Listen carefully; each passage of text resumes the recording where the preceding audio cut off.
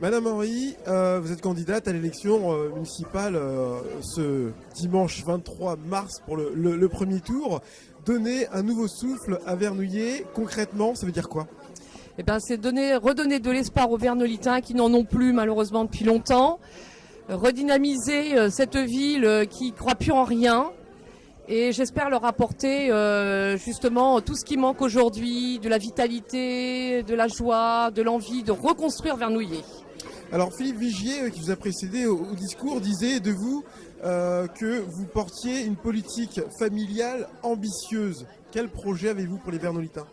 Eh bien, pour les Vernolitains, on voudrait, si vous voulez, plutôt axer sur les crèches, les haltes-garderies, donner un coup de pouce vraiment énorme aux jeunes écoliers qui, vous le savez, au fil du temps, on s'aperçoit bien trop tard qu'ils ont des difficultés, donc les prendre tout de suite, voilà. Faire en sorte que la famille soit écoutée, soit bien entendue. Et faire ce qu'il faut pour que pas d'enfants soient en échec scolaire. Parallèlement à ça, vous pensez rediscuter la politique tarifaire de la cantine? Oui, parce qu'aujourd'hui, les familles se plaignent de payer cher au profit de familles qui ne payent pas.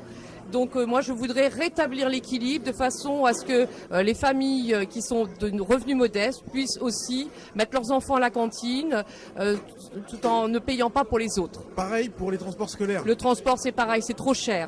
Vraiment trop cher. Ça veut dire que certaines familles qui n'ont peut-être pas les moyens de payer ces cantines et transports scolaires vont devoir aujourd'hui, enfin demain, si vous êtes élu, débourser. Le problème, c'est que 174 € par enfant, c'est énorme quand il y a une famille qui a 2 enfants ou même voire 3 enfants qui doivent aller au lycée sur Dreux. Moi, je pense qu'il faut revoir tout ça et je suis sûre qu'il y a quelque chose à faire. Et je suis sûre qu'on peut faire en sorte que les Vernolitains payent la même chose qu'à Dreux. En période d'élection municipale, on entend beaucoup de candidats parler de baisse d'impôts. Est-ce que c'est le cas pour vous ici à Vernouillet? Alors, baisse d'impôts, on ne veut surtout pas les augmenter. Baisser les impôts, pour l'instant, on n'en est pas encore là, mais surtout pas augmenter les impôts. Donc rester sur un maintien? Voilà, tout à fait. Moi, je voudrais plutôt essayer de garder un bon équilibre du budget de façon à ce que les Vernolitains ne soient pas encore pénalisés avec les impôts en supplément. Alors pour rester sur la fiscalité, quelles propositions faites-vous aux entreprises pour les conserver ici à Vernouillet, qu'elles n'aillent pas voir ailleurs? Déjà d'essayer de les retenir en essayant de diminuer les taxes, parce que les taxes d'entreprise, on sait très bien que c'est un coût énorme pour les entreprises. Essayer de faire en sorte de baisser leurs taxes pour pouvoir les garder le plus longtemps possible. Vous avez parlé de sécurité, évidemment, ça va être un sujet important sur une commune comme Vernouillet.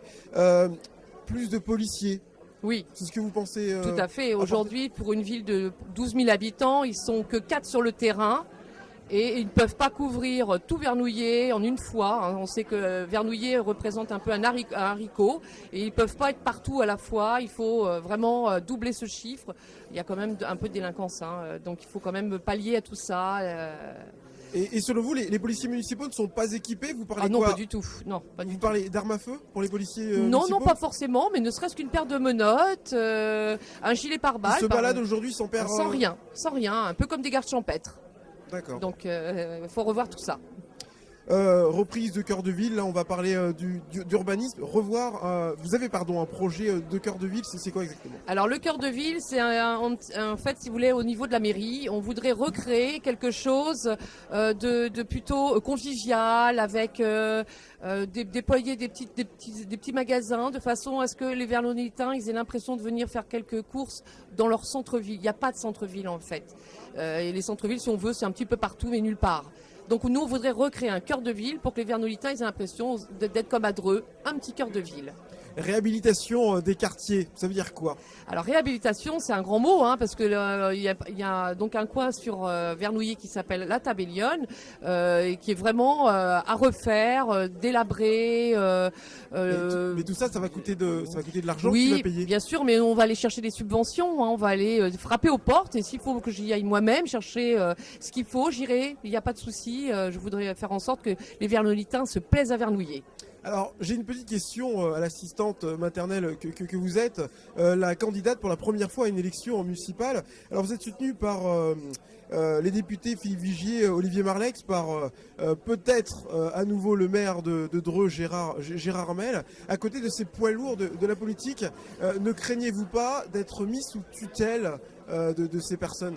Sûrement pas. Je suis une femme, j'ai du caractère et je pense que je ne me laisserai pas si facilement conduire comme ça. Je pense que je suis assez capable de prendre des dispositions toute seule. Je l'ai prouvé plein de fois. Je suis aussi assistante parlementaire, donc je sais ce que ça représente et non, je pense que c'est pas du tout un souci majeur pour moi.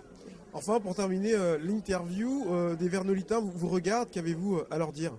Eh bien, j'espère être le maire que vous attendez, le maire qui va vous écouter, le maire qui va vous recevoir, le maire de tous les Vernolitains et Vernolitaines, car j'aime Vernouillet. Merci.